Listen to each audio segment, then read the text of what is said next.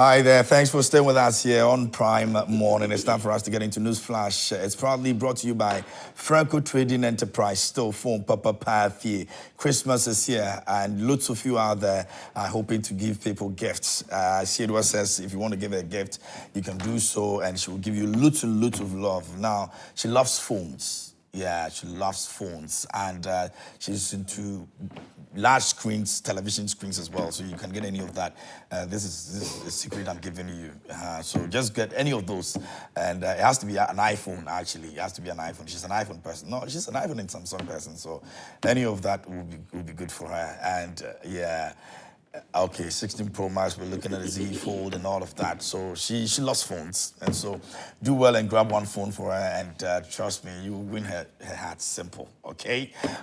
Go to Franco Trading Enterprise and make your way to any of our branches. If you go on the app, our branches are there. It's the Franco Trading app. It's available on Google Play Store. Once you download it, you get to know our branches. Any inquiries you want to make, you can make over there as well. Please call on the numbers that you can see on your screens. Do not pick any number on social media to talk to us, to do business with us. You can call the numbers you can see on your screen right now. Now, we're offering a 40% discount on all phones, accessories that you buy from us. So any other accessory, we're talking about your chargers, your earpiece, and all of that. You get a 40% discount on any of that you buy from us. So do well and come through. And also, if you want a CCTV camera, you already know that the best place you can get that is Franco Trading Enterprise. Still, phone, Papa Fee, and we're grateful for staying with us throughout the year. And Christmas, we're making sure that you get to enjoy all these goodies, and it can only be Franco Trading Enterprise. Franco Trading Enterprise says still phones, Papa Fee, and you don't want to miss out on that. Now, let's get into comforts. Let's get into a beautiful atmosphere. Let's get into an environment where you are totally covered. You know that when you're there with your family, it's all bless and bless and bless. If you make your way to Kumasi, please make sure that this weekend, if you're going on a vacation with your family, it has to be Lancaster Kumasi City. This is the place that you're guaranteed total bless. And whether you're going for a leisure, you're looking for business, meetings, whichever that you think of, whatever it is, make sure that you're thinking Lancaster Kumasi City. And it's an experience that has been redefined, luxury, where you're immersing yourself into a thoughtfully designed spaces, which of course have exceptional dining area, and you get to unwind with some big spoke amenities tailored to your needs as well. Perfectly located in the heart of Kumasi, and we continue to actually make sure that you are always treated very, very well. Customer service is very, very dear to our hearts, and so please come to Lancaster Kumasi City and enjoy the very best of all of these. We combine convenience with elegance, and we ensure that every moment of your stay is seamless and unforgettable. All those memories, you can make them over there. Elevate your travels and reserve your escape at Lancaster Kumasi City today. Now, do so by hitting on info at lancasterkumasicity.com, and you can drop your reservations and all of that over there. We're definitely going to take very good care of you. Lancaster Kumasi City is the place you need to be. Go grab that experience right now. All right, so we're going to get into the front pages of the newspapers as always, and then I'll introduce my guests. First of all, my guests are already seated, so let me get to them right now so you get to know who I have in the studio. As always, on a Wednesday, you should expect to see Adele Ibn Sheikh Omar Ibrahim with us here. He's the one that is hoping to come into office next year on the 7th of January to take over from where the NPP left. He's National Communications and Director of Operations for the Greater Accra Youth Wing for the NDC. Adele, good morning. How are you doing? Good morning, KMJ. I'm good. I'm awesome. You're awesome as usual. Yes, I am. But we're still in red. And the reason is? Until 7th January. Okay. Well, we change to white. Yeah, you're white. White. Me mess at white in January. Okay. I'm not too sure what Paragraph will be wearing after that, but he has to come along with me. He's my. You're taking him along. He has to come along. Just like some George is taking Miracles along. You understand? Let's go together. Dr. Pagwith Buachidakwa is here with us this morning as well. He's government spokesperson on governance and security for the NPP. I hope you're good. I'm very well, Ken. We were hoping to see you last week, but we did somewhat. Yes, that was on Thursday. On Thursday, when you saw yeah, we did on Thursday. Yeah, I was very scared. Oh. To go out of my home after we realized that the elections was not going in our favor, and we saw the turnout of events when people were burning properties that belongs to the state and attacking innocent people that have served in Ghana. So it's a very scary moment for me. I have always stated that I have one life, and I fear death. So I will not do anything. Oh, dog, you're scared of death? Yes. I don't want to die. Not now. And I don't want anyone to end my life untimely. Yeah. And so whatever I have to do to protect myself, I will do that. So I had to go into hibernation. At a point, I even sent a message to Adele to calm down his people. Even though he requested for numbers, I didn't want to, because I've had various attacks. Wow. In my work as a spokesperson on governance and security throughout this term. I've had various attacks, but it's good. Wow. Anyway, I'm grateful this morning, gentlemen, for your time. Let me look at the issues on the front page of the various newspapers, and then we'll get into our substantive issue. We're going to be looking at the Kwashiman cluster of schools building that has been set ablaze, and then also we'll take a look at some amount of money we're likely going to be losing as a nation if we decide to scrap the e-levy and some other e-levies that the president-elect has said that he was going to take away. We're looking about 4.6 billion thereabout. Now, a few American has been speaking about it, and he's been wondering how the president and the government will be able to take care of Ghanaians and our needs if they decide to scrap these taxes. So looking at the fact that it generates a lot of money for the country. We'll take a look at that also here on the show. But let me look at the front page of the Daily Graphic, and it says, prioritize development, leave good legacy. Yagbonra advises Mahama. That's the Daily Graphic. And also, Finance Minister will lay expenditure in advance of appropriation. Chairman Sabonsu assures.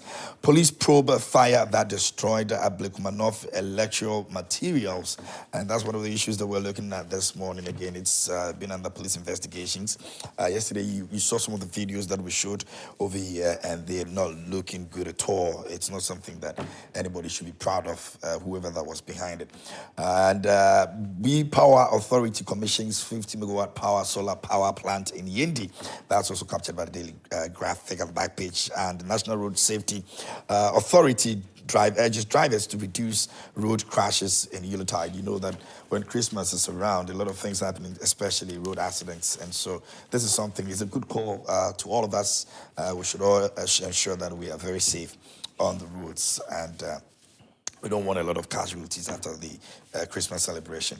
The Chronicle is here this morning, and it says NPP is handing over a resilient economy to NDC. Amin Adam, the finance minister, says so.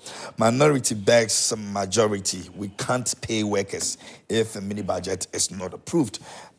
Parliament has been going back and forth with this also. Police probe as an attack on Ablekumanov ballot boxes. The IGP is captured over there. That's the front page of the Chronicle. The Daily Dispatch this morning says NPP's voter losses between 2020 and 2024. Greater Accra lost 46%, Central 38%, Eastern 34%, and Ashanti 24%. And so you can read about that. My incoming government will take severe decisions, but they will be in Ghana's interest, says the president-elect. Williams Marina Amanoa Dodu passes on. A very sad story that came yesterday. This was a very phenomenal woman, I beg your pardon. Very, very phenomenal woman, very instrumental in music. And this is one group that everybody loves to see them perform, and we lost that woman over there. May her soul rest in peace. Finance Minister declares we are handing over a strong economy. Ghana consolidates democratic credentials, Akufo-Addo says so.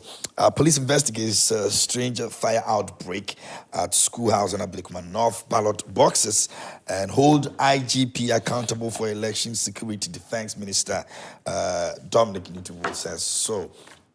Okay, so pretty much that will be the front pages of the various newspaper. Let me start off with this one. I know we have a lot of things to talk about today, but let me see if we can, because it seems to have run through all the pages. The finance minister saying that we have a very strong economy, and I want to take that from you, Pat, because you're coming from there. You think that it is what it is. This is the reality on the ground. We've got a very strong economy. Kemja, very good morning to you, and let me greet the Ghanaian people. First, let me congratulate the President-elect, John Dramani Mahama, and congratulate Adele and the rest of the communications team from the NDC. And let me commend the flag bearer and candidate of the New Patriotic Party and the sitting Vice President, Alhaji Dr. Mahmoud Bawumia, for conceding in less than 24 hours when the ballot was done. And also commend President Nana Dankwa Akufo-Addo, who has in recent times, in the recent ECOWAS meeting, was adjourned Mr. Democrat. Because if you look at the surroundings of the West African sub-region, there are a lot of governments that have not been committed to democracy in terms of the smooth transfer of power and all of that. Yeah.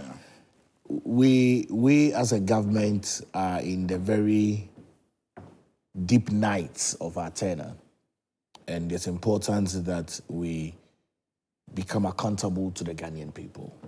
In doing that, the economy is one of the major things, and especially coming at the backbench of an IMF program, it's almost normal for the economy to recover. And so when we make a statement that the economy is recovering and we are doing about 7% of the expected rate, I think that is commendable. However, whilst we prepare to transition out and the new government takes in, we need to let them know what is at stake. And I think that the finance minister is right to remind the Ghanaian people that we are leaving a strong economy behind. However, it's a strong economy with some challenges, obviously, because of some of the antecedents that we have had to go through as a government economically. Obviously, we are under an IMF program, which is not ending until the new government comes in. And I've heard that the president-elect has made statements of renegotiating the IMF. And I'm also aware that we obviously have to go through the whole channels of the domestic debt exchange and even external debt exchange and all of that.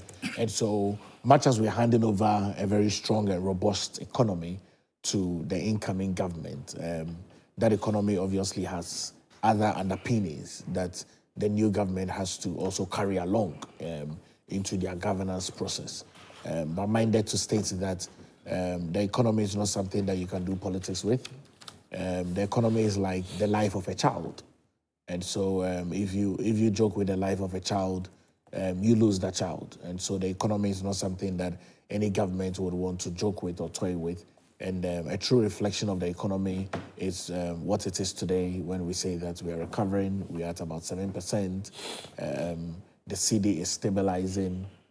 And we are very confident of a very strong economy going forward. I'm sure that that's what the NDC would inherit, as much as we also inherited that from 2016 when we came in and then we began recording the single-digit inflation at the time, if you recall. And we were able to stabilize that as well from 2017, 2018, 2019 until we had the repercussions. And so we'll wish the incoming government the best as they handle the issues of the Ghanaian economy and also deal with the needs of the Ghanaian people. Very well.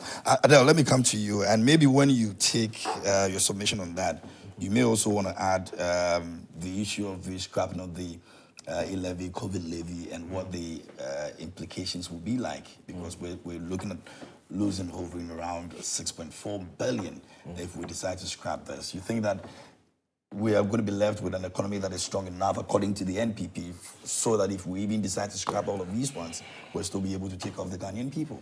Right. KMJ, sorry, excuse me. Let me say a warm good morning to you and to Palgrave, Rashid and Kwame, to say thank you. He was actually the first person to send me congratulations, though. on the day of the elections. When he was still scared to come out. Yes. That was at midnight, actually. Oh, okay. Midnight. Before the entire fiesta. Before the entire fiesta began. And I think, it was, once I saw that, I was like, yeah, okay, so we're also looking at our screen, and coming from Parkview, we have conceded, and it felt really good, So thank you once more, bro. Yeah. You're welcome. Now, KMJ, the issues that has to do with the economy, we must admit that, in fact, the MPP as a government themselves have agreed and admitted that, where we were as far back as 2016 is not where we are today.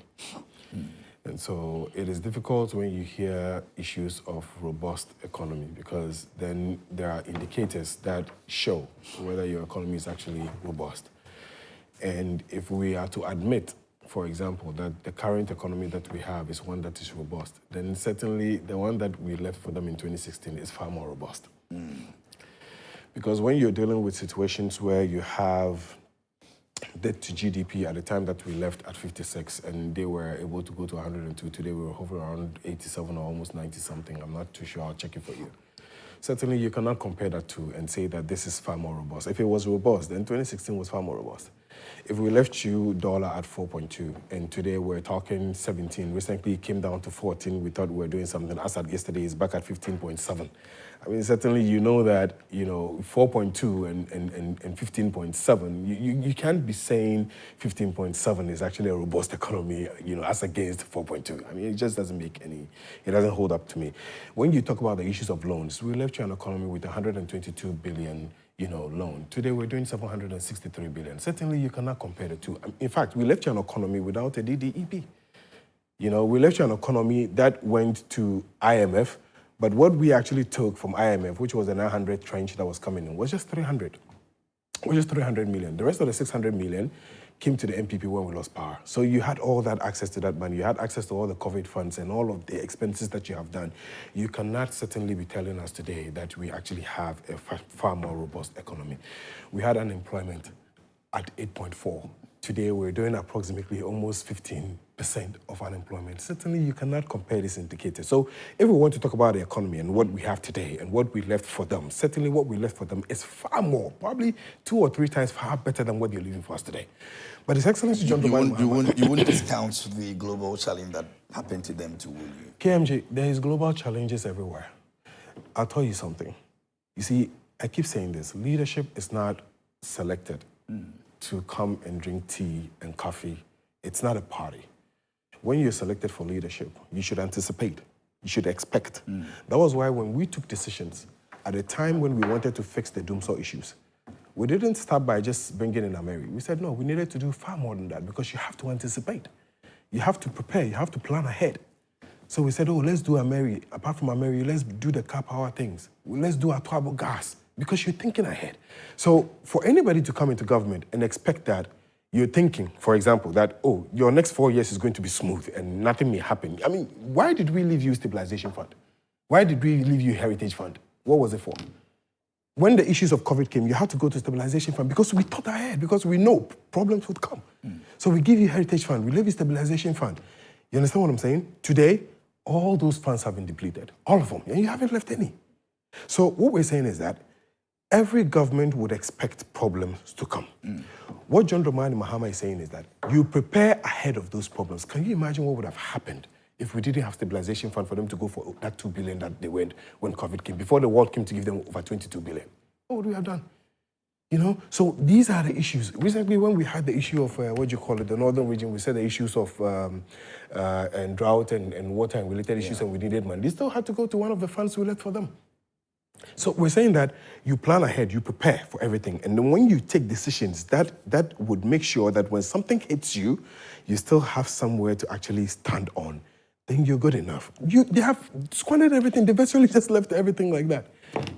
So we're saying that His Excellency John Dramani Mahama is saying this is not going to be a walk in the park. We know that. We admit that. We acknowledge that. And you still want to scrap all the COVID levy, the e-levy, knowing very well what risk you're taking? So here's the thing. I indicated some time back on this show, in opposition, that the decisions that you take in government helps you to balance stuff. When they took the decision to bring in the e-levy, you remember that they were willing to throw away tolls. Why? Why? Because they actually believed that e-levy was going to actually cover up for something else. John Dramani Mahama has indicated to you that he is going to have a renegotiation with the IMF. And it is possible to do that renegotiation. Do you know why? Because there's a new government in place. A new government in place means that there is actually that level of trust, that level of comfort from the international community, that at least the trend that we have seen over the years would come to a halt, especially looking at the records of His Excellency John Dramani Mahama in the past. So what it means is that at the end of the day, the IMF is willing to sit down with us and have a conversation with us. And then based on that conversation, we will be able to tweak a few things here and there. And based on that, we can take out these taxes without having to stress. Don't forget, again, we're saying that we're running this country with our 60 minutes. So we're cutting down costs in so many other places. We're going to embark on Operation Oral and all of that, and projects that have been started, monies have entered places and all of that. As we speak, we're talking about the fact that there are about 40 companies that are in Parliament that they are asking for, tax exemptions. We don't intend to go with it. So all these monies, at the end of the day, can come in to support the government. If you have about 140 million, gone, and now we say, no, we're not going to let it go. All these 40 companies must justify why those monies must go. We know that we're making some monies from other places. So what we're saying is that by the time we're done with the negotiations with the IMF, by the time we sit down and then restructure, reduce the number of ministers, cut down on our expenditures, look at the state, do a forensic audit of all the institutions that actually matter, from GRE all the way down, come and then look at the actual state of the economy, and together with stakeholders. So these are things that we're going to be doing with CSOs, these are things that we're going to be doing the general Ghanaian public, the media and all of that. At the end of the day, we come to a conclusion as to, okay, MPP, NDC, these are the actual records you have left for us. Then based on that, we now cut down those things. You need to ease up things for the people of Ghana. It is very, very necessary. Look, when the average person gets up in the morning and they walk into a restaurant because he has a meeting and he cannot do that meeting in his bedroom, he wants to go to the restaurant and do it because he wants to look good, in the eyes of whoever it is that he's going to have a meeting with. He should be able to pay for the cost of that food at the restaurant without having to stress that he has to pay close to about 200 cedis or 100 cedis, on what you call it, on e-levy and all those other taxes that comes on top of it. You want people to be able to get up and pick up their phones and send their monies and do their momos. For a very long time now, people have stopped. When you're sending money to someone right now, they ask you, so e-levy, so even in terms of transactions, it has come down. Let us reorganize all of this, and then we're good to go. But for me, if you ask me, I'll say that if the MPP is comfortable today to say that what they're leaving for us and what they're leaving for the people of Ghana is a robust economy, then I will be glad to say that, what we left for them was probably, a robust economy to the power 25. Okay. Let me go. Doc, I know you were smiling about this, but they still bent on reducing or taking away, scrapping these taxes. We know what is at stake. Afinyo Makin in Parliament has stated clearly that this is not something you can easily do and think that it's going to work for you in terms of how much you're able to build the economy and make people live a very comfortable life. Is it risky? KMJ, it's not risky at all to take away taxes that you are aware that would alleviate the plight of the Ghanaian people. We campaigned very heavily on the abolition of e-levy. We campaigned very heavily on the abolition of the betting tax. Yeah. We campaigned very heavily on a lot of taxes that we're going to remove. And I'm aware that after campaign and after elections, there's no campaign.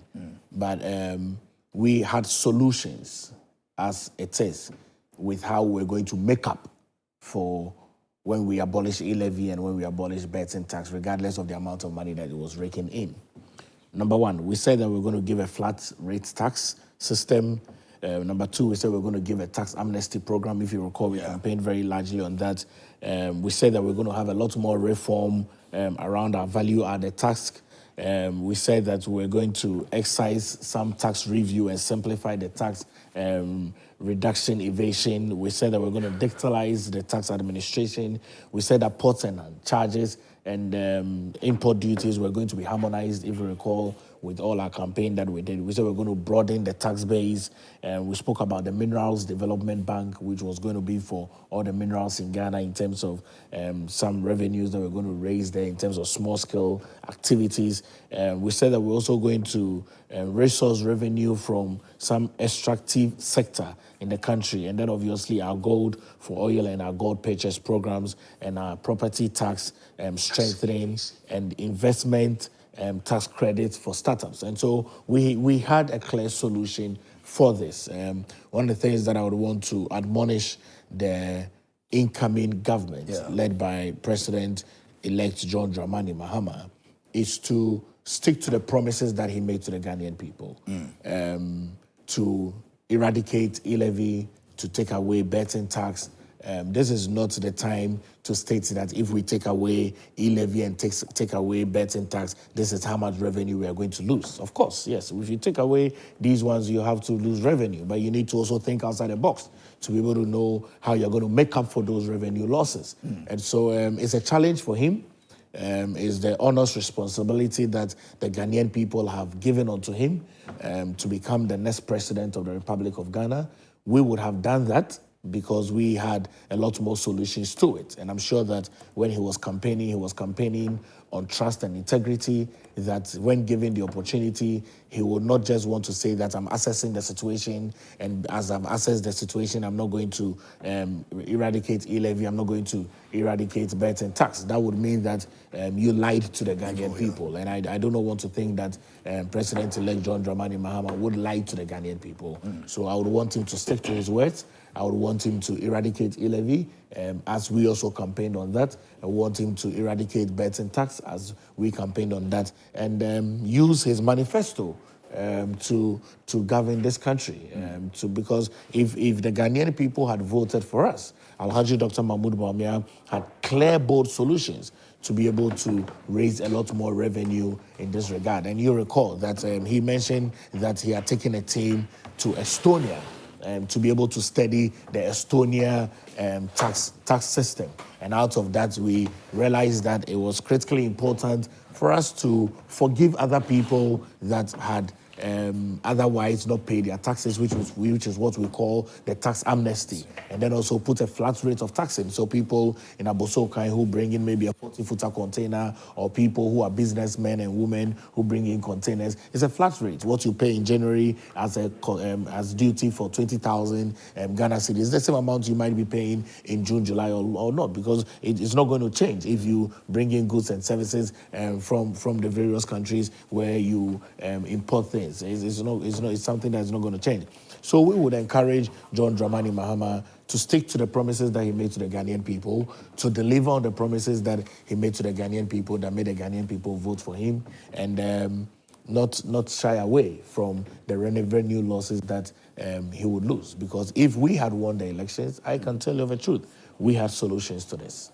Okay, we have the solutions to this if we had won the elections. The situation is not the way it looks. The President-elect John Dramani Mahama of the NDC will now have to prove that campaign messages and everything that were put out there will be able to, materialize. And so that's where most of the focus is right now, especially with some of the things that he decided that he was going to be doing in the first 120 days of his office. And so people are holding him accountable for that. So let's see how that pans out. But you can join us with your messages. Let us know what you think about the conversation we're having here on the show. Our WhatsApp line is active. We're streaming live on Facebook, and so you can also go there and drop your messages in real time. And in a couple of minutes, I'll be reading some of the messages that you've sent to us already. We're taking a look at the robust economy that the NPP says they're leaving behind for the NDC, and also scrapping the various taxes, including the COVID and the e-levy and the betting tax, what it would mean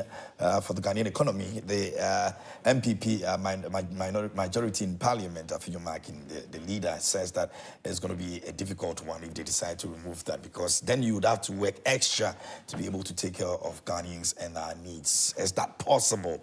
That's what we're taking a look at this morning. You can send your thoughts and let us know what you also make of that situation. We've also been joined by the leading member, Movement for Change, Richard Sumah, has joined us this morning. Rich, good morning. How are you doing? Very great. Well. Great. I'm grateful for your time this morning. And so maybe I'll take your 3 minutes on that, on the issues that we've spoken about so far. It has to do with post economy that the NPP is saying that they're leaving behind for the NDC. I don't know what you make of it. And also, if we're able to scrap those taxes as the president-elect has stated, would we be able to cater for the needs of Ghanaians? The NPP believes that it's going to be a very daunting task. Thank you very much, and good morning to my beloved brothers on site and to all your cherished viewers this morning. Unfortunately, I got here late due to, as usual, you start very early, but unforeseen circumstances will make you get here late. First of all, as a Ghanaian, nobody needs to come from space and come and tell you how buoyant your economy is or not. We've all been around. We all understand the macro and the micro indicators of how well Ghana's economy is doing. At the macro level, we all know our current debt structure. We know our debt to GDP. We know how much is our total revenue in terms of our GDP mobilization. Even if you look at how much we pay for emoluments, salaries, and all these things, you realize that we are not generating a lot more revenue. We are not doing much more well. We have a lot of debts to pay. Therefore, if anybody should tell me that Ghana's economy is very strong, is very buoyant, then I'm sure the person is just trying to speculate and to create the impression that they did extremely well. If they had done extremely well, we wouldn't be where we are today, running to IMF in an ambulance. Therefore, our economy is never buoyant because we are not a producing-based economy. We are virtually import-based economy. So until we are able to gravitate towards export-driven economy, where your inflow in terms of direct foreign inflow into your economy is buoyant, that is where you can tell me that your economy is doing well. The economy that is virtually depending on borrowing from everybody, it is never a healthy economy. Now, we are at IMF. So with the IMF measures, definitely there will be certain caps and ceilings. There are certain things that you cannot go overboard. So when IMF conditions come and you cannot go overboard, at least you mitigate some few things and you feel like your economy is on a scale of balance, a good balance.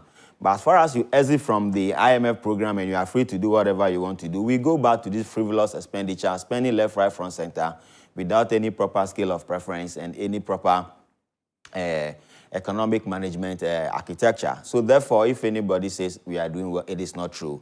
We are only hoping that the new coming government, they'll be able to cut corruption, cut the wastage. The excessive wastage is too much. If you look at government expenditure alone, the land cruisers we buy, the travels, some of them is absolutely unnecessary. Therefore, I will only appeal to the next government that they should look at homegrown domestic policies that will be able to galvanize the base, that will be able to build an economy that can be very buoyant and strong, because we know that at least our export base is good, our balance of trade is good. But as it is now, all those things are not here. They promised 60 members for the parliament. You think it's a good start?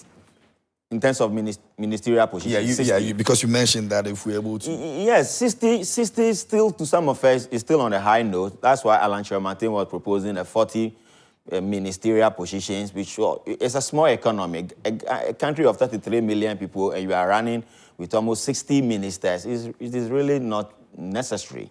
So I will still appeal to the JDM-led government that if they can bring it down to 40, that will be fine. Because you see, in every economy, you have your key subsectors. Agri, health, education, security. There are some key subsectors that you need a good minister to manage there. But there are some other, they are auxiliaries. So you can merge some of them and make sure you reduce the size of your government. Because when the size of government is reduced, definitely your expenditure will reduce. Then you can have the physical space to do what?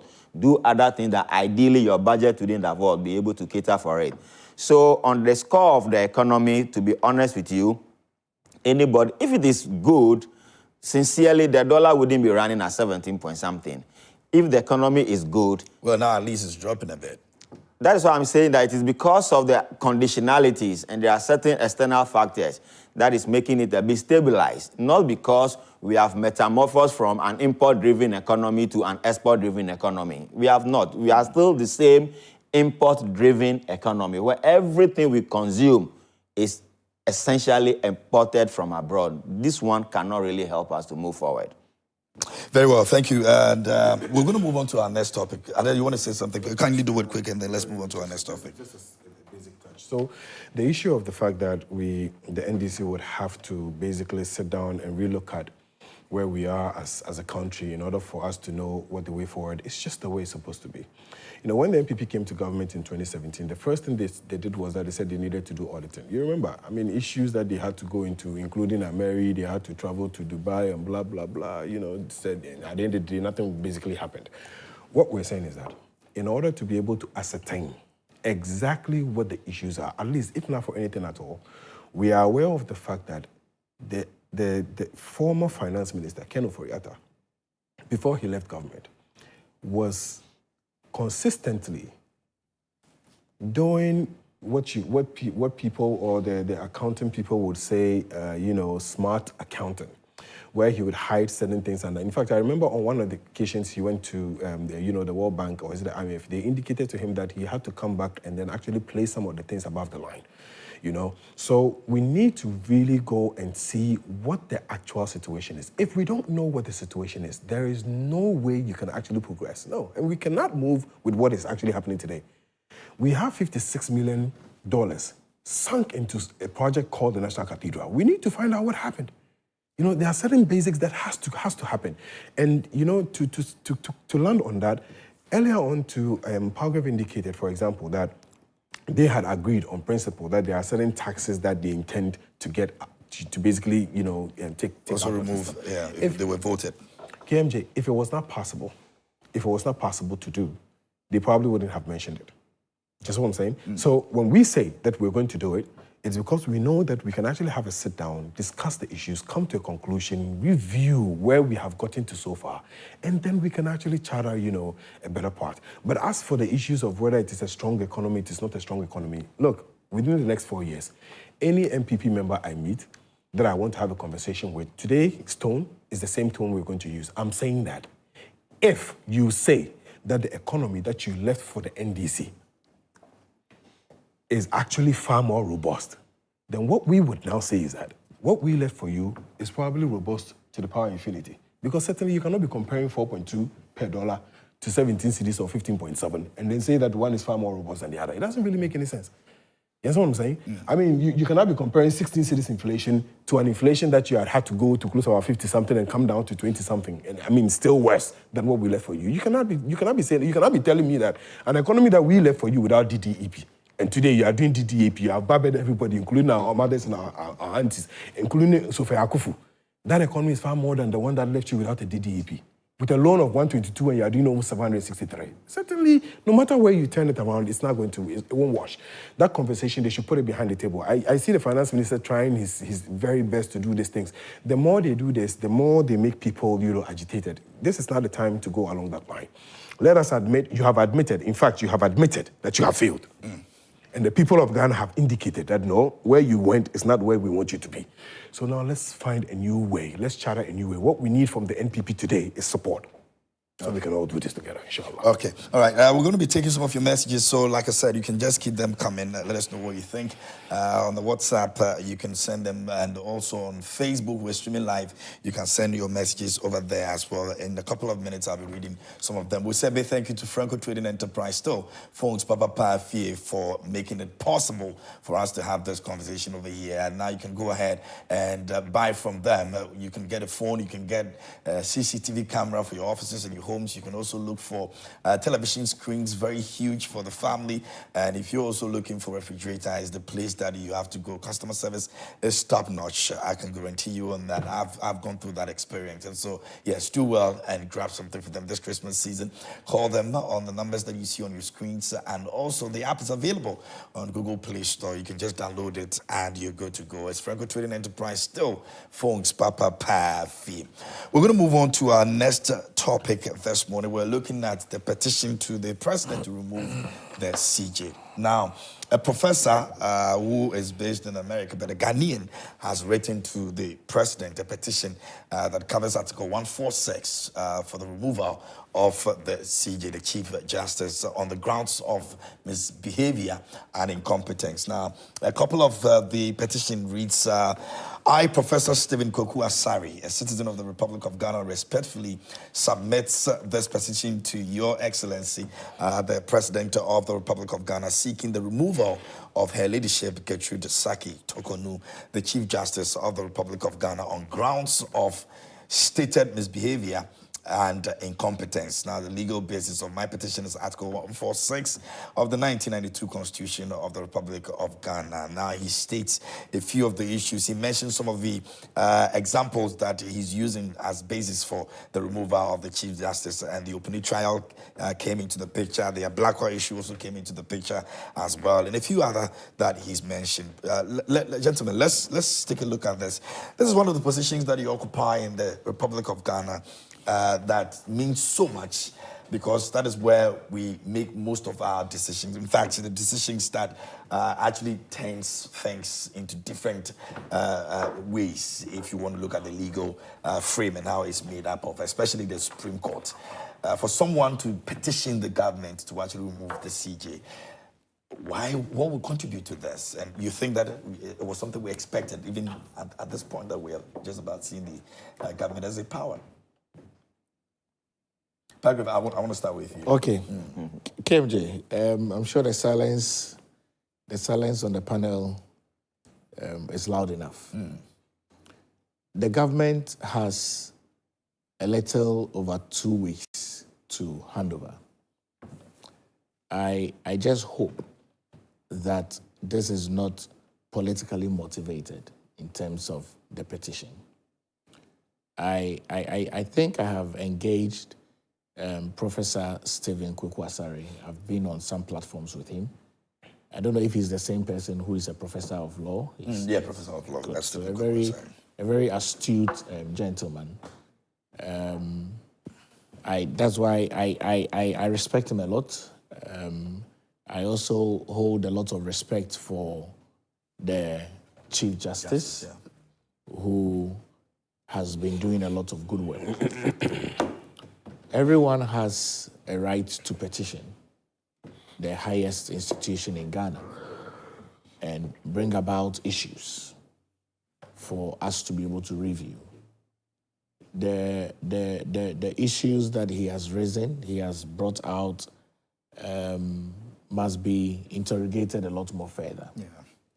I'm sure that the president would set up committees to look into this, ask for advice from the Council of State, and if it holds any merit, he would go ahead to do what has been asked. However, I am deeply concerned, particularly because if you look at the state institutions and the powers that have been entrusted to them, no one goes to do the bidding of an individual. You go to want to serve the interest of the Ghanaian people. We have observed the Chief Justice. We commend her work. We commend the reforms that she has brought within the legal fraternity. Obviously, some people will be pleased, others will not be pleased. And in the midst of fulfilling your mandate and your duty as a Chief Justice, one of the things that you seek to do is to ensure that there is equitable justice that is given. And as I observe and review some of the works of the Chief Justice, she's not been there for a long time. Yeah. I can say that she's been an equitable Chief Justice. And I know that there are people that are asking for change in certain figureheads that have served during this period, which is why it's always important to depoliticize these state institutions. Because the more we politicize these state institutions, the more it becomes apparent that an incoming government from a different political orientation decides that it cannot work with them. These are professionals. They are citizens of Ghana who have worked very well and risen through the ranks. In like manner, like we have the Shraj boss, my own good friend, who was appointed by the then outgoing government of the NDC, John Dramani Mahama, in 2016. The same with the NCC boss. All of them had an opportunity to serve through the governance of President Nana Dankwa Akufo-Addo till date. And so I just hope that this is not a political agenda, because I don't know how much time the president would have within this 2.5 weeks to attend to an urgent matter like this. But I'm sure in my mind, I don't want to assume that this has some political underpinnings because of the professor who has brought about this petition. But I would want to ask for a lot more exercise of patience, because Professor is not resident in Ghana. Yeah. He lives in the US.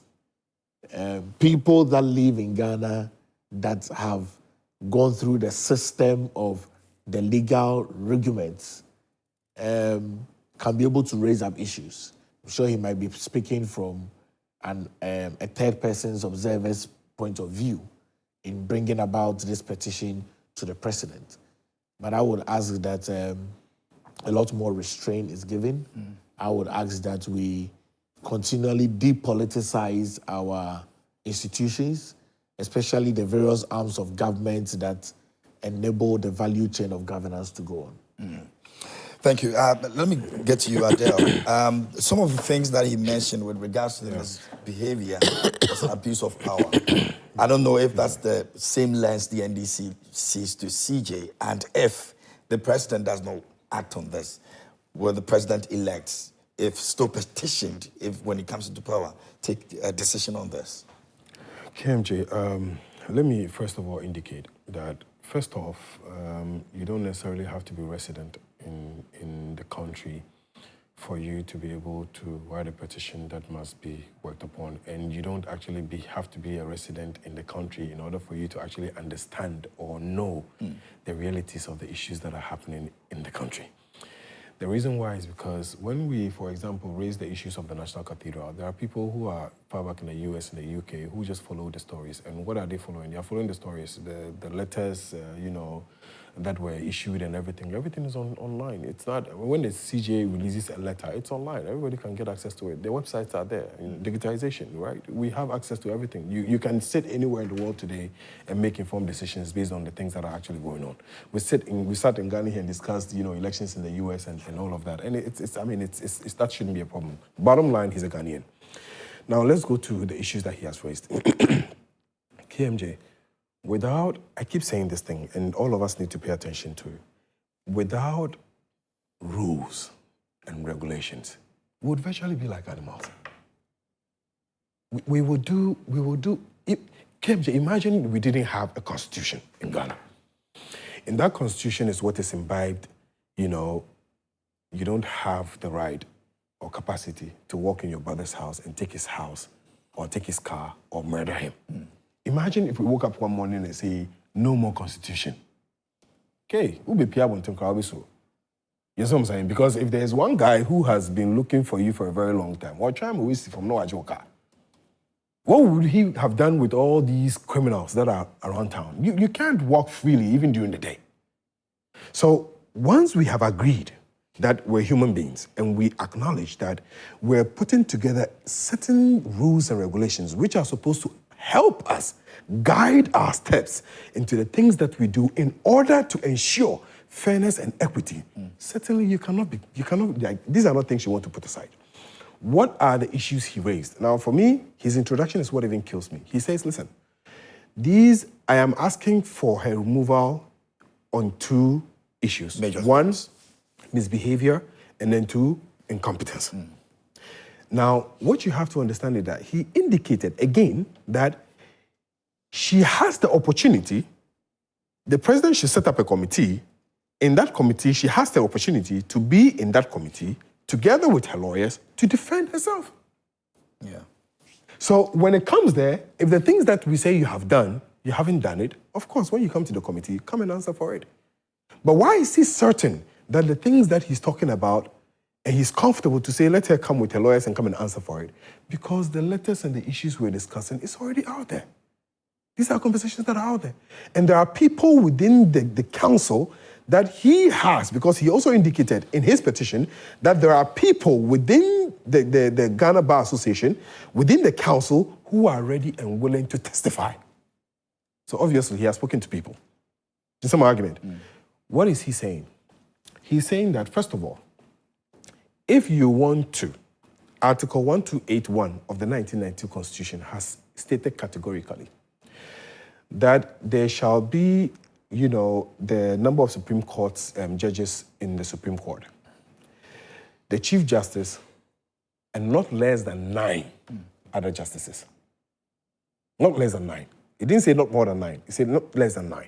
So what that basically means is that the minimum you can have in the Supreme Court is 10. The Chief Justice has 1 and 9 others. So you can have 10. It didn't actually indicate a cap. Now, if you decide, for example, that you would want to actually move, that minimum to 20.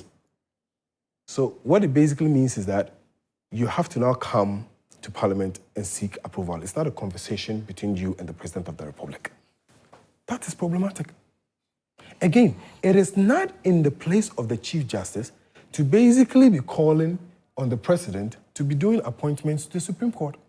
She's not the one to look into, the lawyers and judges that are available and say, I've seen some 5 people.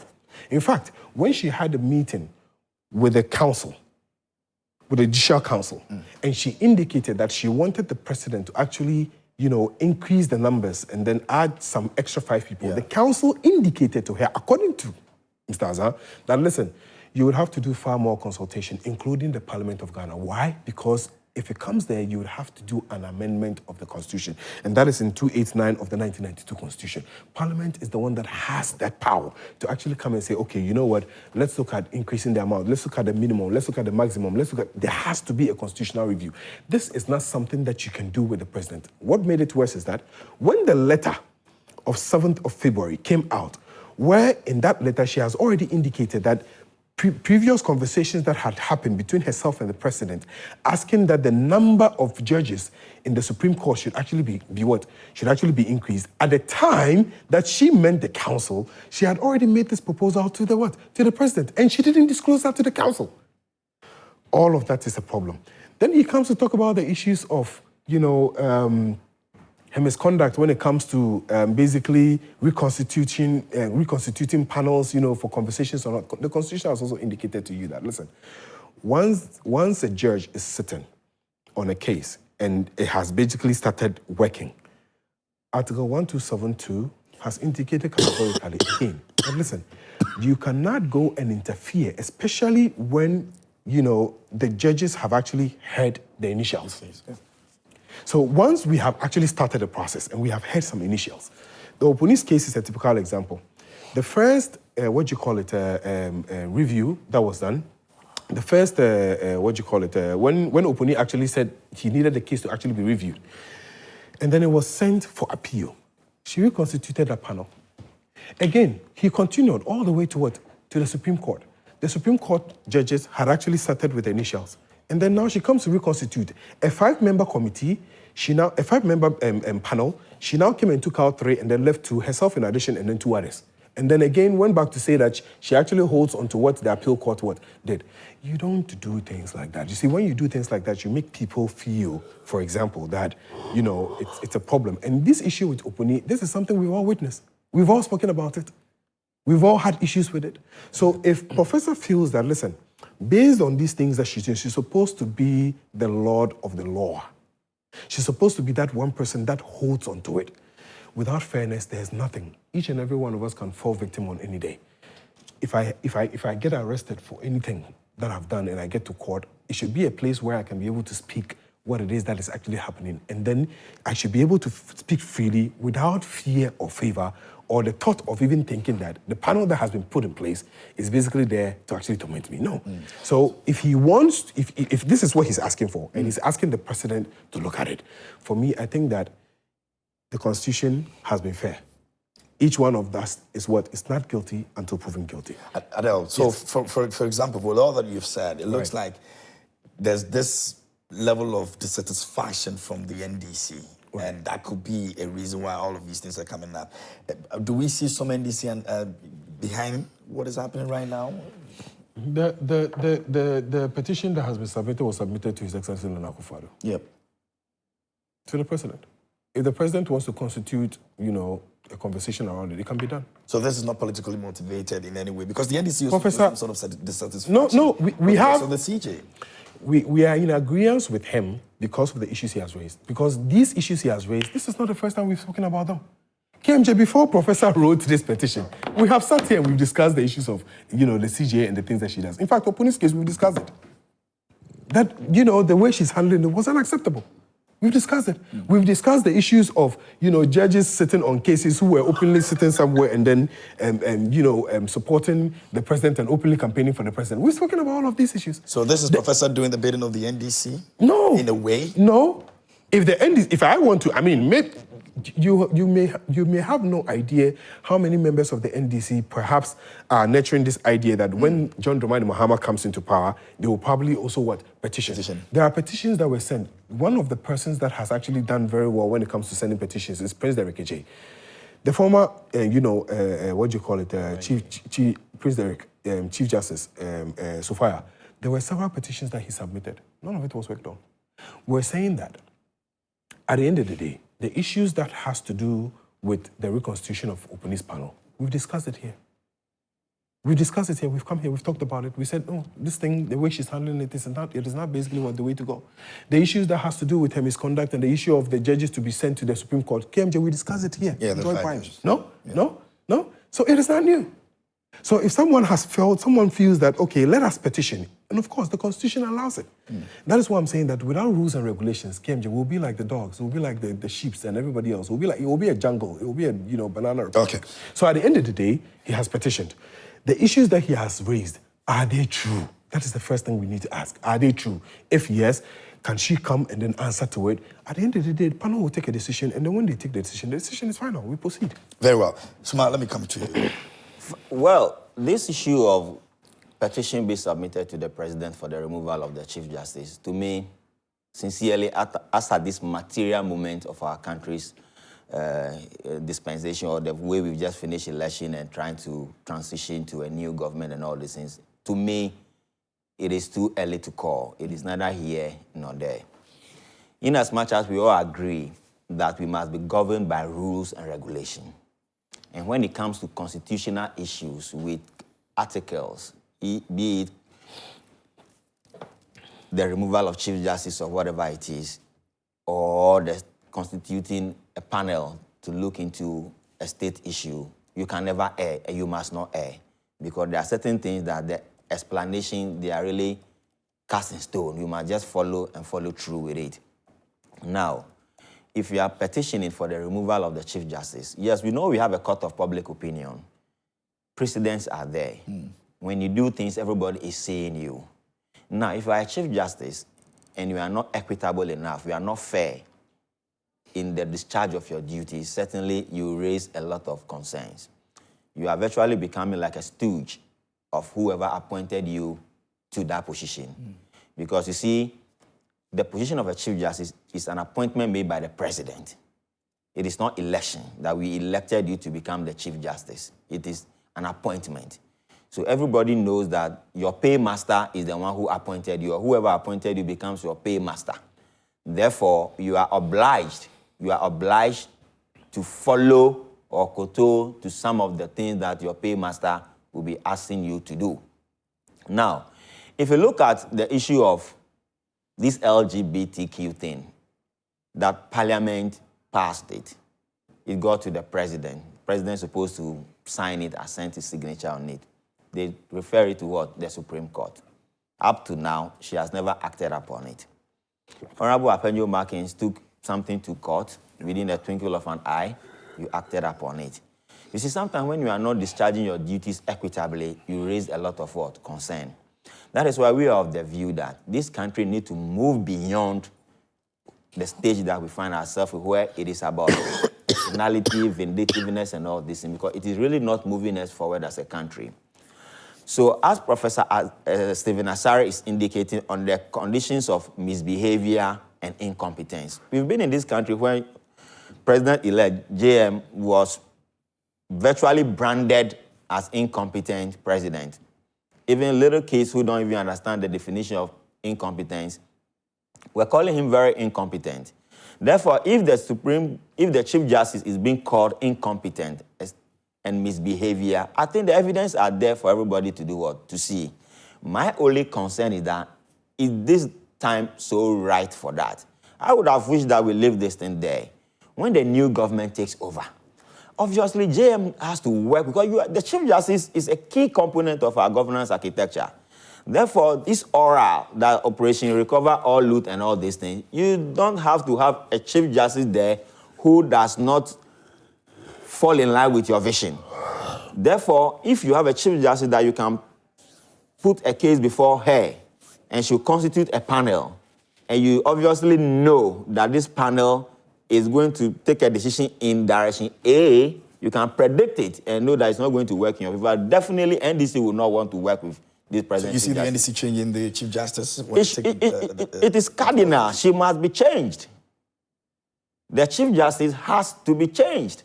Because if the Chief Justice is not changed, she's going to sabotage most of the things that the NDC will be bringing forward. So the changing there is cast in stone. She has to go.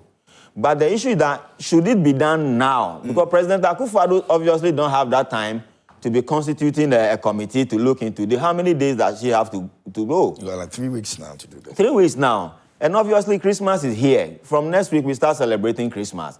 And by 6th January, we are preparing to hand over to a new government. So why would you come and waste our time on this petition? Why wouldn't you put it somewhere after the new government has taken over? Then you petition them to remove her.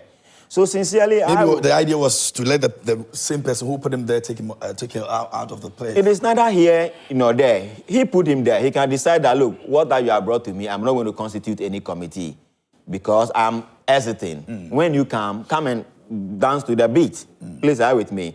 Therefore, if a new government comes, they have to do an assessment of the Chief Justice. Can we work with her? She was placed there by this present government. Therefore, you see, the idea is that we put you there so that when issues come, you protect our interests. That is why we are of the view that we need a proper constitutional changes so that there are some appointment to certain key positions. We should look at it. We should have a second look at some of these things so that it doesn't become a rubber stamping institution or an institution where whoever is placed there has an agenda to satisfy the interests of whoever placed him there. This is why issues like this are coming up. I will not be surprised if somebody, by the next 1 day or two, will be petitioning the president for the removal of the Electoral Commission chair. I know people are harboring that interest. But then, should that be our priority? I am of the view that our priority now should be how we can rebuild our economy back, how we can make sure that there is bread and butter issues that are addressed every blessed day, in and out. So for me, sincerely, let us allow the Chief Justice, as she is there, she should enjoy her tenure and hand over to John Dramani Mahama on the 7th of January. Thereafter that, the NDC can take her on. But we are still of the view that we should start considering forming an all-inclusive government. Now that NDC has won power, I would plead with them that if they come to meet certain people who are NPP affiliates, occupying certain positions, and they have done creditably well, and you think they have the skills and the expertise, don't throw them away. Let them be at post. Put them to use. There are certain opportunities if you think that, oh, this one, I can give it to NPP, or give it to CPP, or give it to PN. Look, let us build bridges. That is the only way. That's a difficult one to ask for. But we must start to do something out of the box. Are we going to say that we'll continue doing the same thing over and over and over and over again until the end of the world? That means we are not a society that is ready to learn or grow or evolve. We have been doing things the same way we've been doing it since 1992, and we want the status quo to remain. Then we are not a society of thinkers. Every society of thinkers, they are always looking for new ways of doing things in the ultimate interest of the citizenry. So if now we are saying that, let us put away this winner-takes-all attitude, where if MPP is in power, any seat that NDC sow, no matter what state you've gotten to, you come, you chop it all off and start planting your own seeds. This is why the country is moving in circles. So I'm only appealing that for the petition, we should put it on hold. The petition should be put on hold. And going forward, I am also advocating that we should have the opportunity where everybody will be brought on the table. So when everybody is brought on the table, this issue of, oh, she's not part of us, things that we do, it doesn't align with her vision, therefore she must go at all costs. I remember recently, Madam Bawa Muntagri was making a case that the EC chair must go. Yeah, she. I also heard another counter argument from Honorable Haruna Udishu, saying that, look, that shouldn't be the priority of John Dramani Mahama as at this material moment, and I 100% salute him for that. Because the moment we start becoming a country of vindictiveness, once you take power, everybody else must be swept away. I don't think we can move forward. We will continue to be beating our chest, tapping ourselves on the shoulder, praising ourselves that we are a beacon of hope, we are the gateway to Africa, we are this and this and that. But when it comes to internal issues, we are not able to build bridges. I think we cannot be taken seriously. Okay. So, for instance, people like Alan Chermante and Co, who came into the scene, they have been advocating, like I said, for an all-inclusive government. Yes, he didn't get a chance, but everybody who was in opposition, who contributed to this change, that is why you see that the change is so the magnitude of vote in terms of the disparity between Baumia and then Mahama, you will realize that people have really, really contributed to what? Change, regardless of the vote they got. Everybody has contributed to this change. So we must uphold the change and make sure that the way we do things of just removing people left, right, front, center in our ultimate interest, we should put a hold to it. Very well. I'm going to get some of the messages and see what our viewers are also saying, and then we'll come back. I think we'll do a few minutes and then we'll wrap up. Now, this one over here says, good morning, KMJ. In fact, the posture and utterances of NPP seems to be wishing the new government evil, which will not help all of us. They should change their ways and know that they are defeated heavily because of not telling Ghanaians the truth. In fact, the level of defeat they had should humble them to reflect. They should pay WAEC to release our children's results. They owe too much. John B. from Achem Tafo sent in that one. Let me go to this one over here. It says... and that's coming from Mensa Majid in Toronto.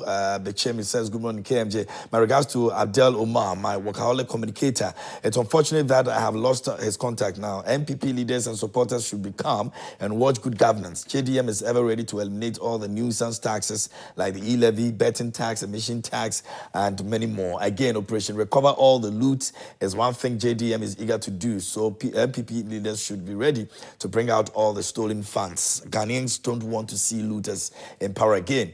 My greetings to the MP-elect in Thanos South constituency, Honorable Charles Akwesi Asiedu. Let me go to this one over here, and it says that, good morning, host. Many media houses have shown live pictures of NPP youths looting officers while the police stood aloof. Accordingly, the items are meant for them, but party officials refused to give them out. That's why they claim what is due them. In the community, they blocked the road to stop the loots, but others got away with their booties. Now, NPP must stop playing the victim after engaging in criminal acts. Why blame everyone, including Corona, for their failures? Let me go to the next one over here. It says, good morning. Please, there's doomsday in the country, and the media and everyone seems to be quiet. Galamsey is still ongoing, yet nobody's talking about it. I urge the NDC to hold press conferences and press the government to solve the doomsday before leaving office like JDM did, before people start to say that JDM has brought doomsday. We don't want to hear that thing again. Keep up the good work. Okay. Del is here, I'm sure. He will answer to some of these things. Hi, I'm Osei Bonsu from Seshie Sim. Please remind JDM to reduce the amount of ex gratia to cut down cost. Okay, we're looking for solutions to our economy, so maybe that's one of that solutions. Now, good morning, Efo. Efo means my brother. I thank God now I can breathe well. I told you Dr. Baumia will not get up to 40%. If Chief Justice should go, it's because of how NPP manipulated her against the opposition. Now the table has turned. She should also turn upside down. Pastor Emmanuel. This one over here is for Master Planner Junior Kentampo. It says, Ghanaians are watching the NDC closely. I just hope they deliver on their mandate. Wishing them all the best. But if they fail, we don't want any complaints and explanations because they go explain tire and it's still possible 2028. Okay, let me go to this one over here from Musa Abato in Asawase. And it says the Electoral Commission's alleged unconstitutional and illegal recollation of results after the People's Clear verdict is in the December 7 polls is alarming. This undermines democracy and threatens national stability, where we urge civil society organizations to step in and demand that the EC respects the will of the people, upholds transparency, and protects the integrity of our elections. Ghanaians deserve fairness and justice in our democratic process. Mahama, the president, hashtag over there. Good morning, sir. The economy is porous, so we all know about the economy, even SH. I don't know what you mean by the SH if you're talking about a few SHs. My greetings to Sam George Nate. Tell him that God will consider him in heaven for the good work he's doing. Also to Okujeto Ablakwa, he's too much. One of these two gentlemen is our future president. After Mahama administration, it is written. Okay, people are anticipating for the next president already. Now, good morning, KMJ. After petitioning the CJ, Nanado should not try to appoint any because President-elect John Mahama will do so. Thank you. And that's from Professor Kofi. This one over here says, good morning. The Ghana Medical Association, who never went on strike under this government, should remain same throughout Mahama government. The Chief Justice and his on Animals Club should all go so we can fast-track the trial of all criminals under the regime and all criminals in the security services. Okay, let me go to the next one over here. It says, good morning, Mr. Host. Tell doctor that they should have learned lessons by now where there are bold solutions to the economy while they continue to hold on to the e-levy and the betting tax. They should stop their whimsical talk and fix their technical knockout party. Moses from Sharaponi sent in that one. Another one of ESL's tell paragraph, the single digits recorded by the NPP in the early years was the outcome of the investment on the economy by JDM before leaving office. What investment have they put in place for the economy before leaving office that merely saying the economy is robust? This one over here is from Abdul Latif from Elambele, and it says, respectfully, the vim of the NPP panelists on your show is low. I have known him for the past years when he's speaking. When Ghanaians were complaining bitterly about the economy, you guys were talking about digitalization. Ghanaians have expressed their sentiment and anger through the ballot. Mr. Host, respectfully tell Adele, Ghanaians don't want to see a resemblance of arrogance, impunity, etc. in their government. I think they have constantly said that they're going to be very humble to the Ghanaian people. So we'll see. But for Mr. Paragraph, you should take it easy on him. Right now, he has a lot to deal with the party as well. So you guys should just take it easy with him. They will come back strong. Good morning, KMJ. Please, let's just stop the NPP from saying that they are handing over such a dream economy to the NDC now before they go out of power.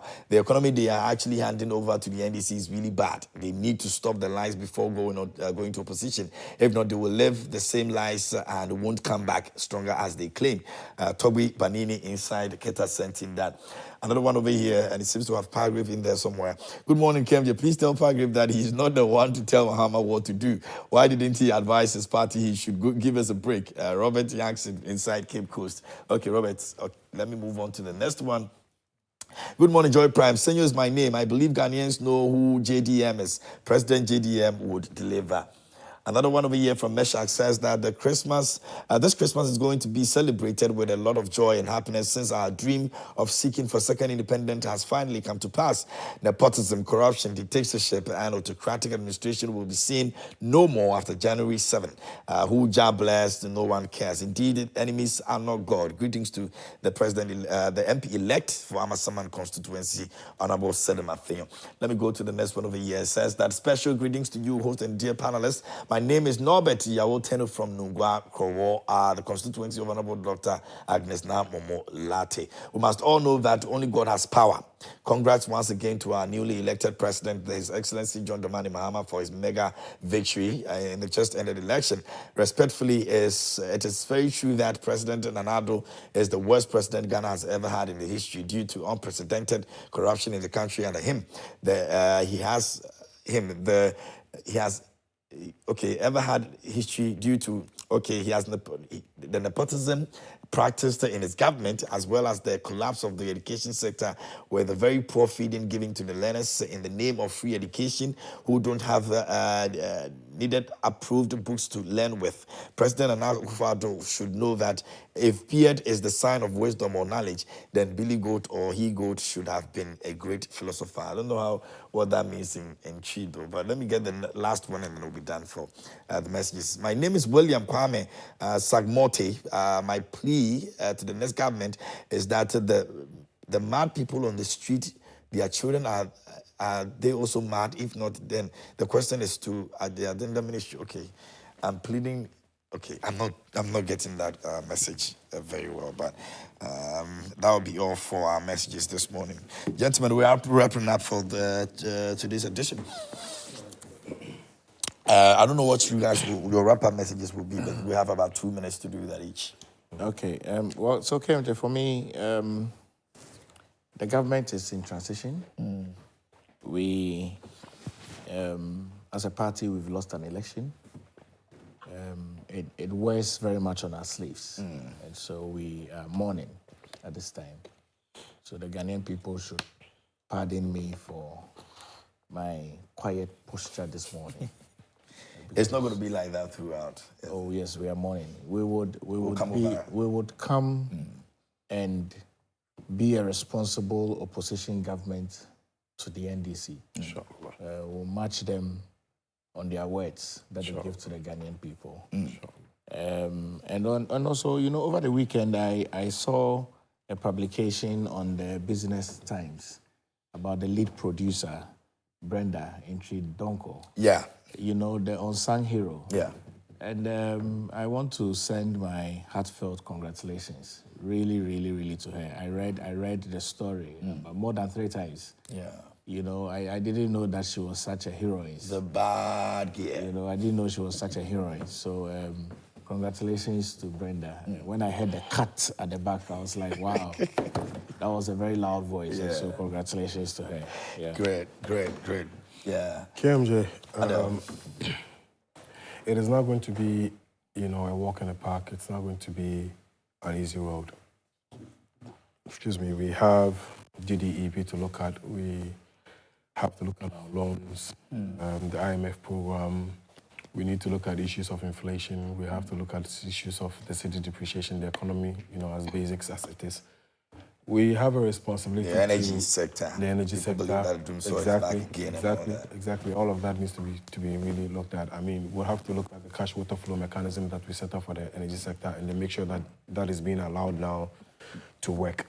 We need to look at unemployment, the youth and whatever it is that we can do. This 24-hour economy is one thing that, we need to start looking at what we can do, on that tangent. So for me, I think that by the end of 2025, inshallah, I have a feeling that, the road will be far more clearer for everybody. For me, my excitement is in the 120 days that is left.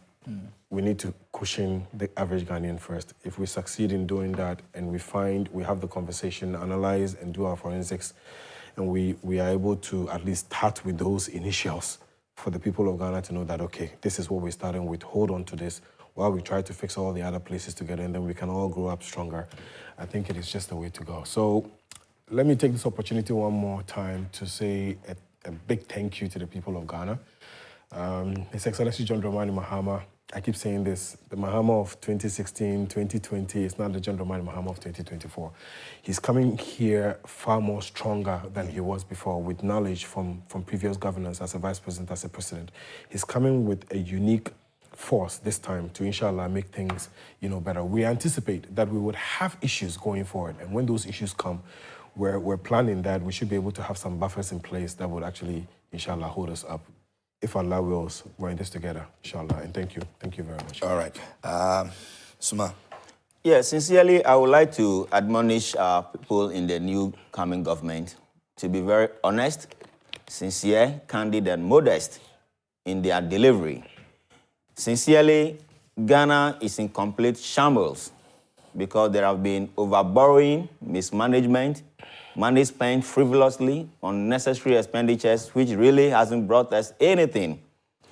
The outgoing government have always been trumpeting free education, free education. If free education was really the panacea to all our problems, as they claim to be, I'm sure that 8 years after they roll it out, we shouldn't be having people roaming on the street unemployed, because they created the impression that once you finish secondary school, all is going to be rosy. I would want to admonish the new coming government to bring everybody on board.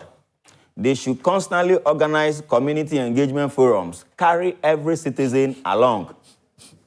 You must not be sitting in the Jubilee House and be telling us that all is well, when sincerely, when you go to the ground, it is not well.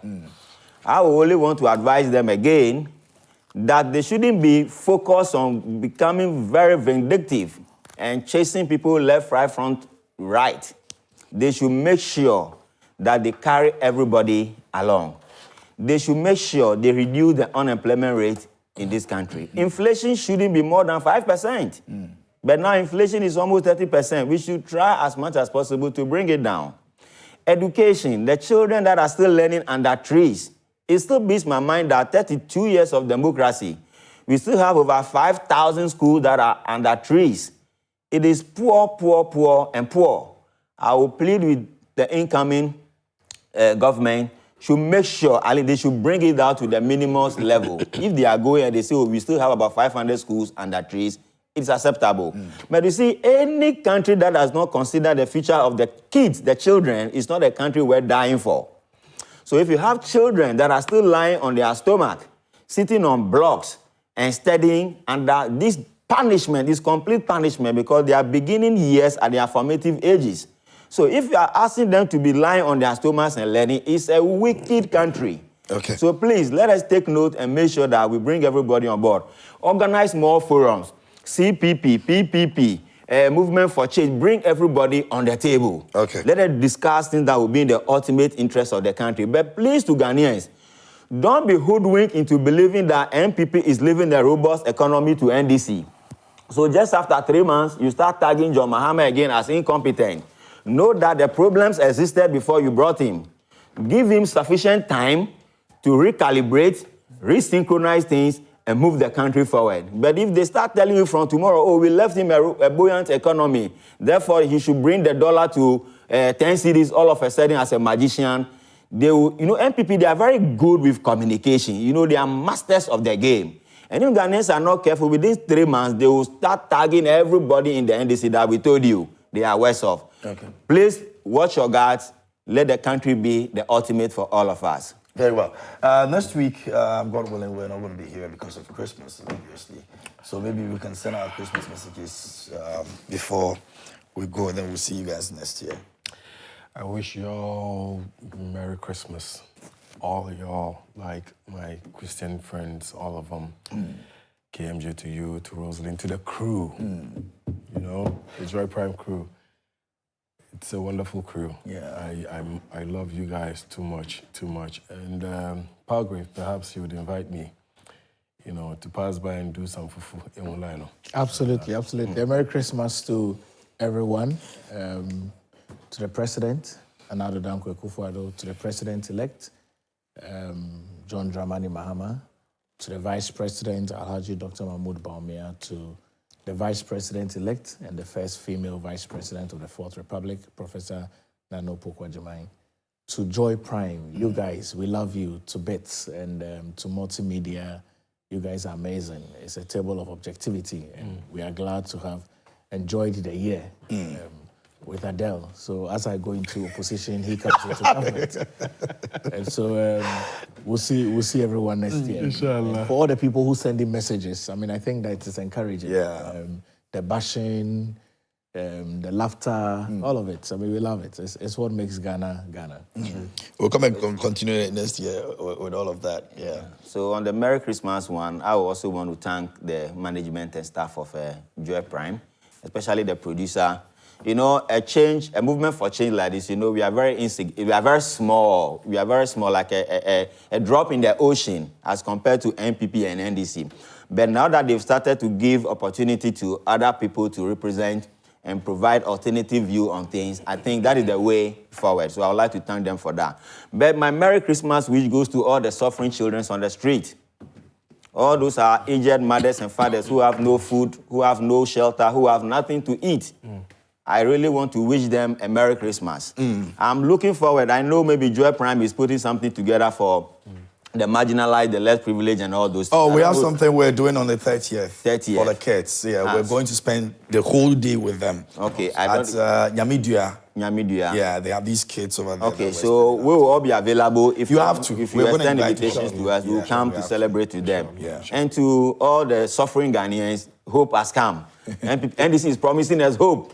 So let us believe in their hope and give them the opportunity to serve us right. So that at the end of the day, we don't start pushing them left, right, from. Because you see, expectation is so high. So the Christmas, celebrate it in solemnity and know that 2025 going, there will be changes, but it's going to be gradual change. Don't expect a change that will just happen all of a sudden, then the dollar will become 5 CD. To the CD. Sayam says that, good morning, please. I'd like to hear from the NPP guy what are in the stronger economy they are leaving behind.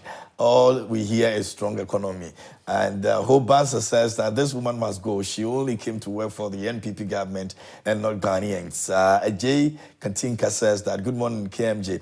Why would the NPP still not respect Ghanaians but continue to lie on the sick economy they were leaving behind? Tell them, NPP, to at least demonstrate genuine sympathy to Ghanaians and for the coming government. Let me see if I can get the remaining of the messages over there. Inheriting the economic mess. Okay. And then he comes back again and says that how can an economy that is going around borrowing everywhere, including the cruel haircut to be retired, to our retired civil servants. All right. So basically, it's all about the issue of what they are leaving behind and all that. So yeah, Christmas is here. Christmas is here, but I don't know where you want to spend your Christmas. But guys, it wouldn't be good. It wouldn't be bad if I decide that we all go to Lancaster Kumasi City and spend some weekend. It wouldn't be bad at all. When was the last time you went to Kumasi, by the way? During the campaign season. Okay. Yeah, myself. During the campaign. Season. It's work. Yeah. So this one we're looking at pleasure. Brenda. Not a bad idea. Since Dr. Parker has given you more hype and more thumbs up and everything, you'd have to arrange this so that we all go there, one weekend and have a good time. But of course, I want to add him an extra wife. You want to Power an extra what? wife, so he has 2 wives. in your I want to give him one more. The Bible doesn't stop you. in your case you can. In his case, I have a right I agree with a lot to think about now. It was a suggestion by Paul. I have a right to be It was a quiet. suggestion by Paul. Is it? But I remember about I have a right to be quiet. Of course. Very well. So whether it's for business or pleasure or you're just going about with a family, the place you need to be when you're in Kumasi is Lancaster Kumasi City. Trust me, with what you're seeing on your screens is exactly what you're going to be experiencing. It's just a beautiful place to be. And so please get yourself out there and go with the family as always. There's a pool for you to enjoy and, good food. The customer service is top notch. The environment, serene, safety is what we actually don't take for granted at all. And so when you come, you're definitely very secure as well. And everything you see there, our amenities are all tailored to your, spec, all right? So please go there and enjoy all the beautiful thing that comes with it. It's in the heart of Kumasi, and we do well to combine convenience and elegance, and we ensure every moment that you stay over there is as seamless and unforgettable memories is what you're going to be creating. So please go out there, elevate your travels, reserve your escape at Lancaster Kumasi City today. Info at lancasterkumasicity.com. Info at lancasterkumasicity.com, and that's how you can actually book your reservations and would always welcome you. Anyway, gentlemen, I'm grateful for your time this morning. Thank you so much. That is if you will back me because I'll back you. Actually. Okay, so we'll do it together. Adele.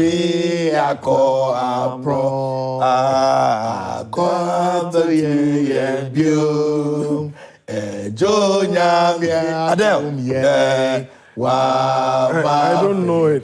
So Adele, sing the Muslim one. We'll come back to you to sing the Muslim. Come back to yes, you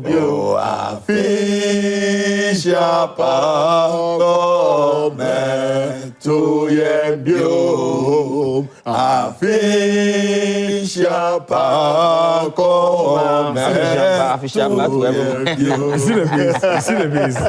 He was a chorister. I know, right? You see the bass. He was a chorister. Adele, so pray for us in Arabic, and then let's go. MashaAllah. Okay, I'll start with the English and end with Arabic. Okay. May Allah forgive all of us. Amen. May the things that we're looking for and the things that we seek for, may Allah make it easier for us to get it. Amen. Anything that would come onto our way that would actually derail the process and the course of our life, may Allah take it further away. Amen. Things that would come from hatred, envy, and enmity, may Allah push it again further away. May He guide our steps while we leave our houses on a daily basis to go and seek for what it is that He has left as His bounty. ربنا آتنا في الدنيا حسنة وفي الآخرة الحسنة وقنا عذاب النار. ربنا لا تزغ قلوبنا بعد إذ هديتنا وهب لنا من لدنك رحمة إنك أنت الوهاب. اللهم أنت غني ونحن فقراء. اللهم أنت غني ونحن فقراء. فإن لم تغفر لنا وترحمنا لنكونن من الخاسرين. ربنا آتنا في الدنيا حسنة وفي الآخرة حسنة وقنا عذاب النار.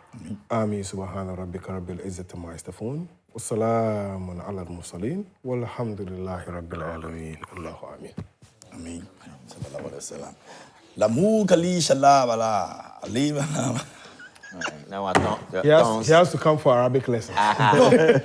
No, this is in tongues actually. Want means tongues. Kind of tongues. Let me put it that way. Want means kind of tongues. Did you see Mutumi's face when they lost the election? Did you see that video? Very sad. When he was sitting on the chair, like for 1 hour, he wasn't talking.